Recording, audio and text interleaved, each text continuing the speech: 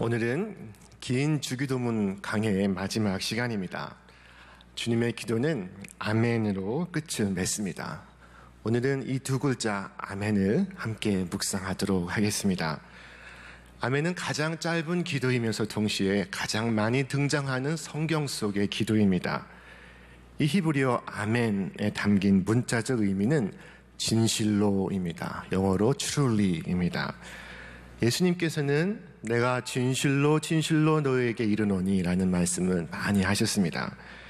요한복음에서만 25번을 말씀하셨는데 이때 진실로가 원문의 아멘을 번역한 것입니다.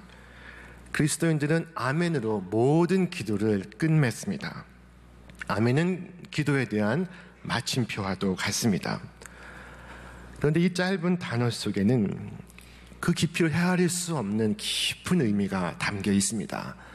오늘은 그 가운데 두 가지 의미에 집중하도록 하겠습니다. 그 첫째가 바로 예입니다. 영어의 yes입니다. 아멘은 그 자체로 yes, 강력한 긍정의 표현입니다. 성경은 말씀하기를 하나님의 약속은 얼마든지 그리스도 안에서 예가 되니 그런즉 그로 말미암아 우리가 아멘하여 하나님께 영광을 돌리게 되느니라.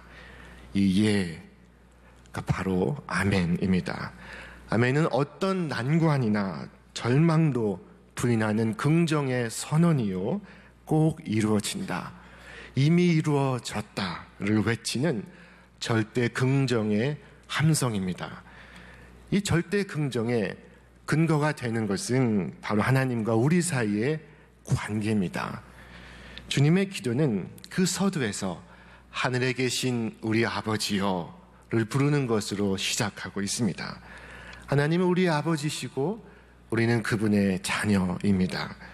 스바냐 예언자는 자녀를 생각하는 아버지 하나님에 대하여 이처럼 예언하였습니다.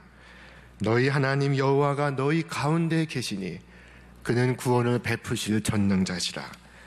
그가 너로 말미암아 기쁨을 이기지 못하시며 너를 잠잠히 사랑하시며 너로 말미암아 즐거이 부르며 기뻐하시리라 하리라. 자, 이 말씀을 한번 생각해 보시길 바랍니다. 누가 수동적이고 누가 능동적인지, 즐거이 부르는 쪽은 누구이고 듣는 쪽은 누구인지 헤아려 보시기를 바랍니다. 사랑하는 이를 인하여 기쁨을 이기지 못하는 쪽은 누구이시고 그 기쁨의 대상이 되는 쪽은 누구인가? 우리는 흔히 노래하는 쪽을 우리라고 생각하고 하나님 우리의 노래를 들으시는 분이라고 생각합니다. 물론 그럴 때가 있습니다. 오늘 찬양대처럼 하나님께 노래를 불러드리고 하나님께서 들으실 때가 있습니다. 그러나 대부분의 진실은 그 반대편에 있습니다. 하나님께서 도리어 우리를 인하여 즐거이 노래를 부르십니다. 우리가 그저 잠잠히 있어 하나님께서 우리를 인하여 노래하시는 것을 들을 수가 있습니다. 이것은 생각만 해도 감격스러운 일입니다. 그러나 이처럼 감격스러운 일이 우리에게는 매우 어색한 일입니다. 왜 감격스러운 일이 우리에게는 어색할까? 그것은 우리가 차마 그런 사랑을 받을 자격이 없다고 생각하기 때문입니다. 네, 그런 사랑 받을 자격이 없는 것은 맞지만 그러나 우리가 누구이길래 자격 유무를 결정할 수 있단 말입니까?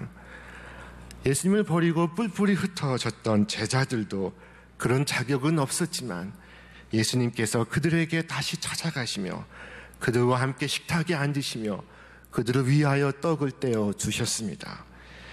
우리는 기도를 드리며 아버지 되신 하나님을 부르고 그리고 아버지 되신 하나님만을 생각하여야 합니다. 한없이 아늑하고 포근한 엄마의 품보다 더 평화로운 품이 하나님 아버지의 품입니다. 우리는 바울의 확신을 함께하고 있습니다. 나는 확신합니다.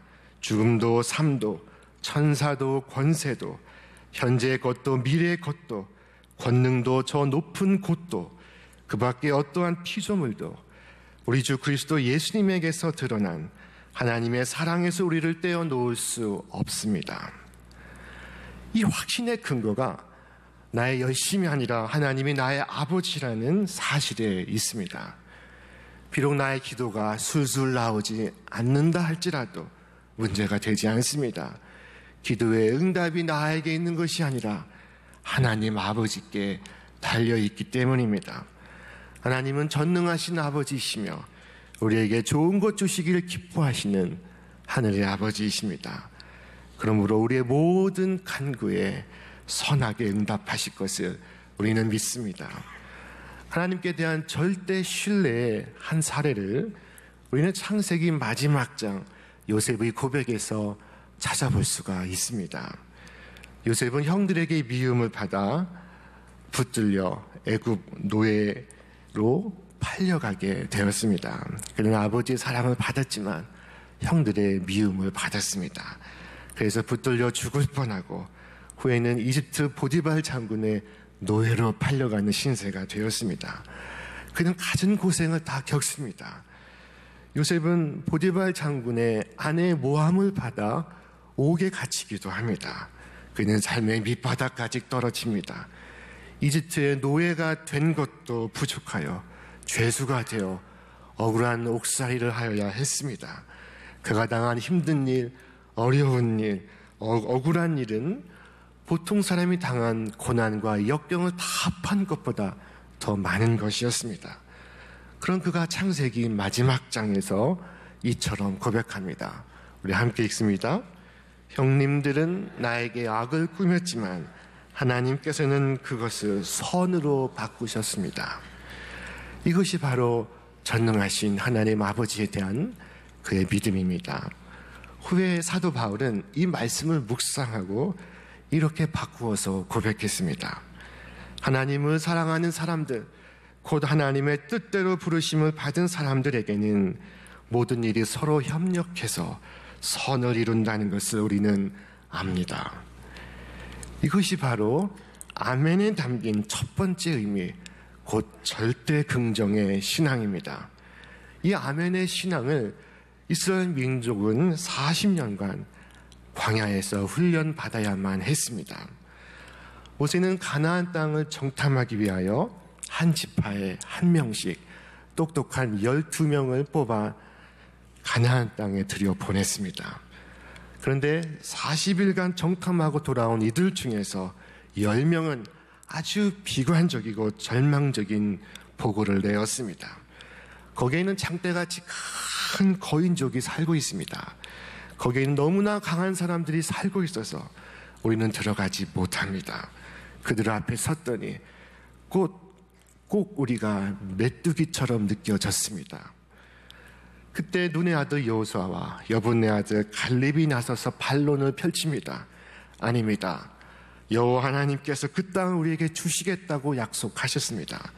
우리가 하나님의 마음에 들기만 하면 그 땅은 우리의 땅입니다. 그들은 우리의 밥입니다.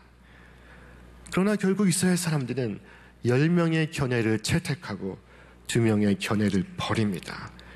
이후 이스라엘 민족은 무려 40년간 훈련을 받아야 했습니다.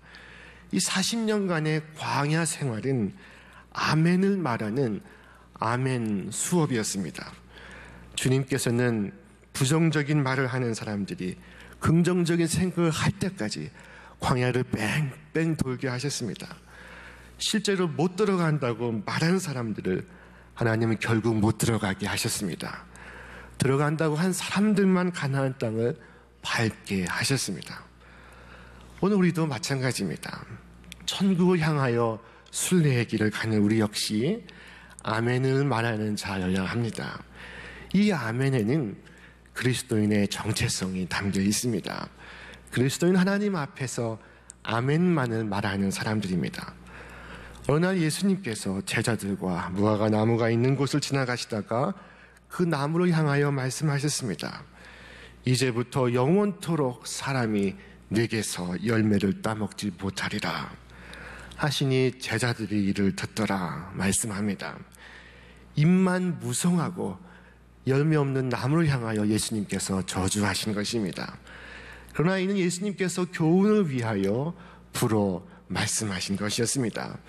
후에 돌아오는 길에 예수님과 그 일행은 무화과 나무가 말라 비틀어 죽어 있는 것을 발견합니다.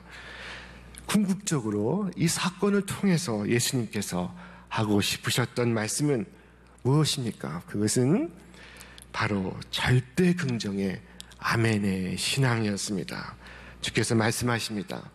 내가 진실로 너에게 이르노니 누구든지 이 산도로 들리어 바다에 던져지라 하며 그 말하는 것이 이루어질 줄 믿고 마음에 의심하지 아니하면 그대로 되리라. 그러므로 내가 너희에게 말하노니 무엇이든지 기도하고 구하는 것은 받은 줄로 믿으라. 그리하면 너희에게 그대로 되리라. 예수님은 절대 긍정의 아멘을 말씀하시고 계셨습니다. 아멘 하지 못하여 열매 맺지 못하는 나무는 말라 비틀어 죽어 있었습니다. 아멘의 기도에 담긴 이 두 가지 의미 중 첫 번째가 바로 이것입니다. 예, 그렇습니다. 예, 맞습니다. 예, 옳습니다. 하는 절대 긍정의 믿음입니다. 아멘에 담긴 두 번째 의미는 네, 그렇게 될 것입니다. 그렇게 살 것입니다. 를 말하는 확신과 헌신입니다.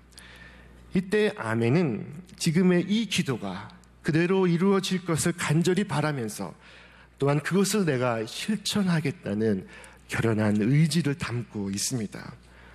시편 89편 52절에 이런 말씀이 있습니다. 여호와를 영원히 찬송할지어다. 아멘, 아멘.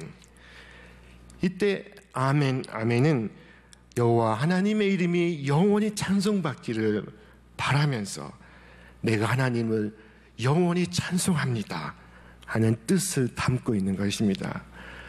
신명기 27장 19절의 말씀입니다.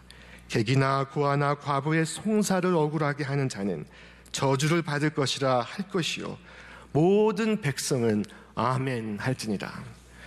이때 아멘 역시 객이나 고아나 과부가 억울한 일을 당하지 않기를 간절히 바라면서 내가 객이나 과부나 고아의 송사를 억울하게 하지 않겠습니다 하는 뜻을 담고 있는 것입니다. 한마디로 이 아멘을 말하는 것은 내가 기도한 대로 살아가겠습니다 하는 결단을 말하는 것입니다. 우리는 아멘이라고 말하면서 기도의 내용에 나의 삶을 일치시킵니다. 그리고 기도에 담긴 소망과 목표를 따라 살아갑니다. 이 아멘에 대하여 예수님은 한 비유를 들어 말씀하셨습니다. 어떤 사람에게 어떤 아버지에게 아들이 둘이 있었다. 아버지가 큰아들에게 얘야 너 오늘 포도원에 가서 일해라 라고 말하였다. 그런데 큰아들은 네 라고 말하고 그리고 가지 않았다. 아버지는 둘째 아들에게 같은 말을 하였다.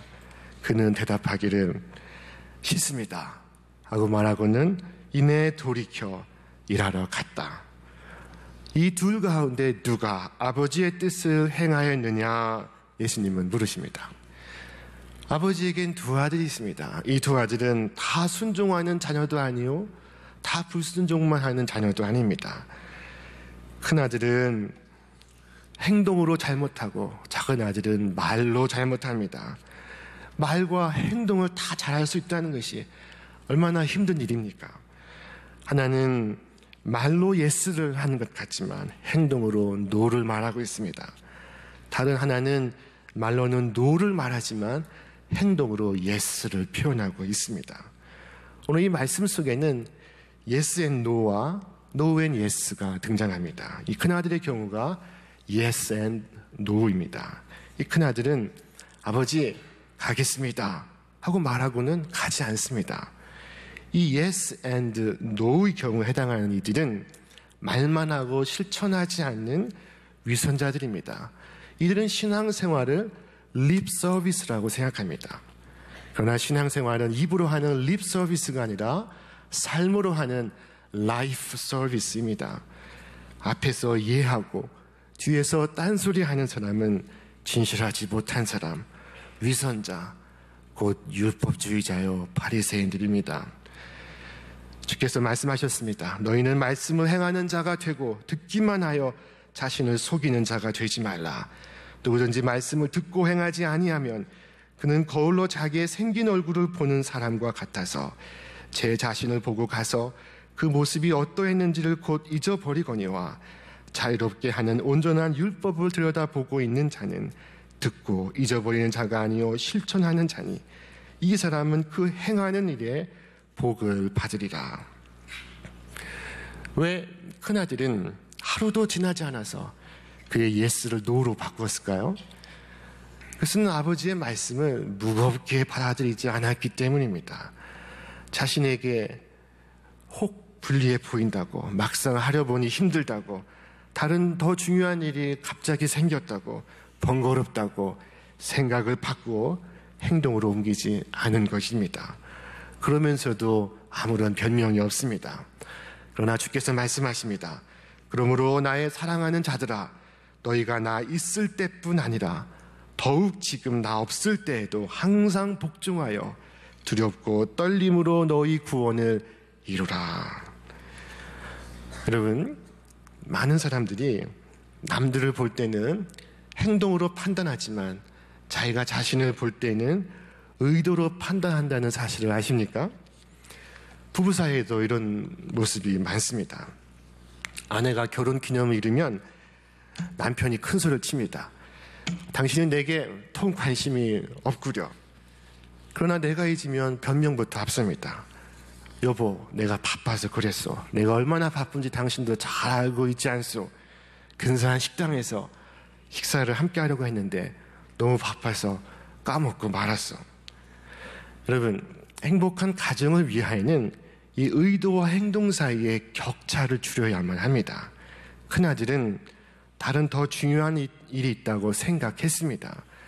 다른 더 갇힌 일이 있다고 믿었습니다. 다른 더 바쁜 일이 있다고 여기고 있습니다.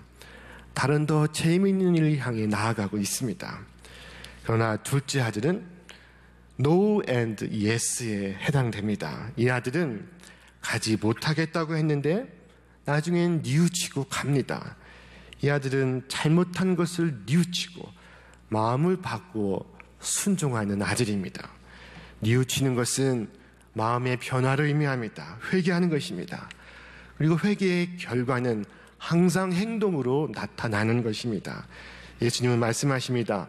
그 둘 중에 누가 아버지의 뜻대로 하였느냐?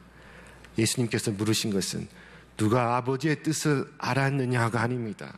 누가 아버지의 뜻대로 행하였느냐 하는 것입니다.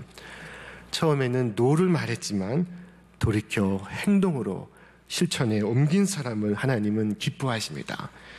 늦어도 아버지의 뜻대로 행하는 자라야 천국에 들어갈 수가 있습니다. 오래전에 길을 가다가 제가 어느 교회에 전도지를 받은 일이 있습니다. 그 앞면에는 큰 물음표와 함께 질문 하나가 써 있었습니다. 지옥에 가기 위해 무엇을 해야 할까? 그리고 그 반대편은 큰 느낌표와 함께 답이 적혀 있었습니다. 답은 두 글자였습니다. 없다.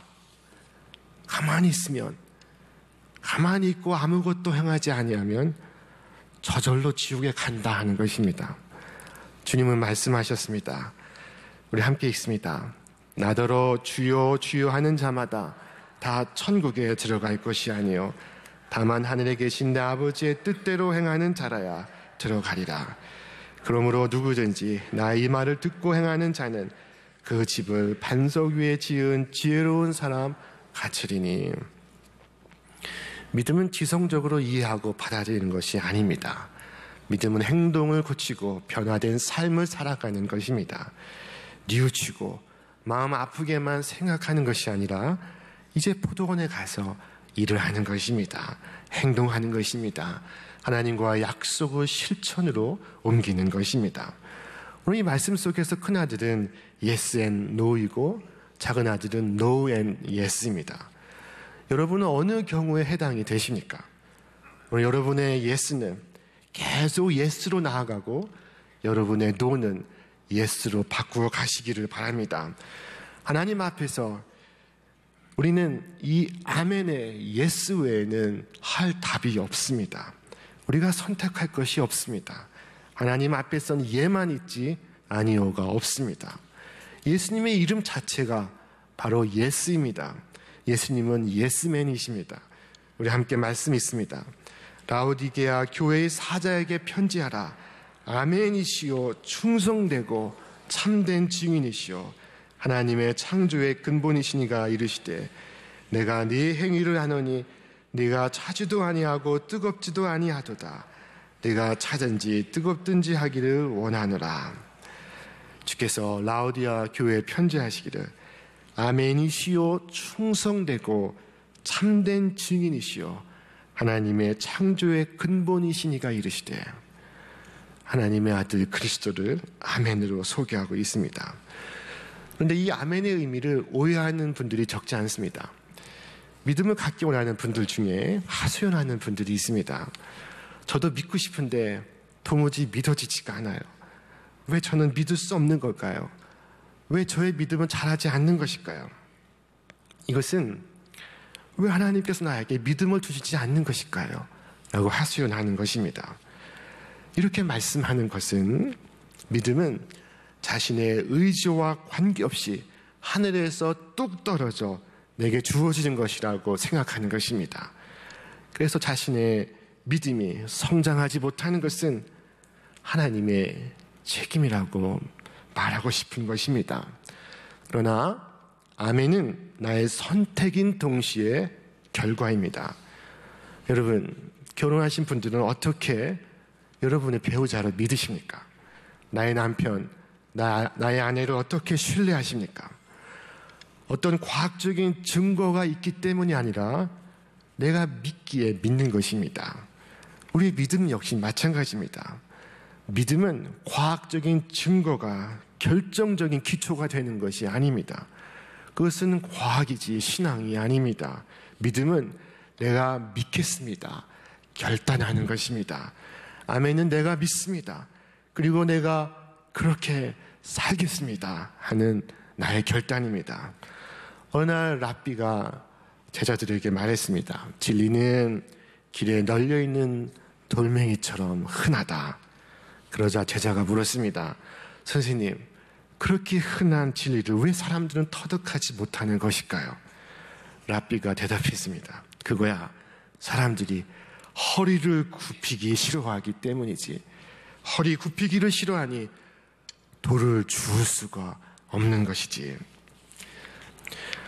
어느 날 한 아들이 어머니에게 떼를 쓰기 시작했습니다. 엄마, 나 오늘 학교 안 갈래요. 가기 싫어요. 엄마가 걱정합니다. 얘야, 이유가 대체 뭐니? 아들이 대답합니다. 애들이 나랑 안 놀고 자꾸 나를 따돌린단 말이에요.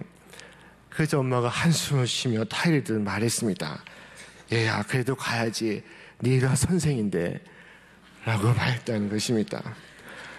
여러분, 우리는 주님께 성도로 구별된 사람들입니다. 우리는 세상에서 아멘을 말하는 자로 부름을 받았습니다. 내가 아멘하여야 합니다. 세상 사람들이 아멘할 수 있는 것이 아닙니다. 가까운 내 옆 사람이 대신 아멘을 말할 수 있는 것도 아닙니다. 내가 아멘하여야 합니다. 이 아멘은 간접 경험이 아니라 직접 경험입니다. 어떤 사람이 휴가를 가야겠는데 휴가를 귀찮아합니다. 짐 꾸리랴, 다시 짐을 풀랴, 갔다가 다시 오랴. 휴가는 귀찮은 일이야. 딴 사람을 대신 보내야지. 그러면 불편을 피할 수 있잖아 라고 말했다고 합니다. 여러분 어떻습니까? 그럴 수 있겠습니까? 그럴 수 없습니다. 휴가는 내가 하는 직접 경험입니다. 남이 대신 쉴 수가 없는 것입니다. 남이 대신 해줄 수 없는 일입니다. 먹는 일이 귀찮아도 먹는 일을 남에게 대신 맡길 수가 없습니다. 씹는 일이 귀찮아도 내가 씹어야 합니다. 내 턱이 너무 피곤해. 세상에 맛은 왜 이렇게 많은 거야? 사람이 대신 내 음식을 씹게 해야지. 나를 위해 대신 삼키게 해야지. 여러분 그렇게 말할 수 있습니까? 남이 대신 해줄 수 없는 일이 있습니다. 그것이 바로 나의 아멘입니다. 오늘 하루 동안에도 우리에겐 많은 일들이 일어나지만 하루를 마감하는 침대 위에서 여러분의 기도를 아멘으로 끝맺으시기를 바랍니다. 그러면 이해할 수 없고 받아들이기 힘든 문제를 새로운 시각으로 바라볼 수가 있을 것입니다. 분노와 슬픔과 두려움이 너무 커서 감당할 수 없을 때 마음을 가라앉히고 아멘 하고 기도하시기를 바랍니다. 그러면 어느새 무거운 짐을 대신 지시려고 함께 지시려고 손 내미시는 분이 계시다는 것을 느낄 수가 있을 것입니다. 우리가 아멘 하고 기도할 때 우리의 삶을 주재하시는 하나님이 우리와 함께 하시며 우리를 선하고 의로운 길로 인도하시며 우리를 끝없이 사랑하신다는 것을 깨달으실 수가 있을 것입니다. 예수님의 삶은 하나님의 뜻에 대한 온전한 아멘이었습니다. 예수님은 기도하시기를 나의 원대로 마옵시고 아버지의 원대로 하옵소서 하였습니다. 예수님은 당신의 생애 속에서 아버지의 뜻이 드러나기를 원하셨습니다. 그처럼 오늘 우리의 모든 기도도 오늘 우리의 하루의 삶도 아멘으로 끝나야 합니다. 그처럼 아멘을 연습하시며 오늘의 이 혼미한 세상 속을 천국의 믿음으로 살아가시는 여러분과 제가 되기를 주님의 이름으로 축원합니다.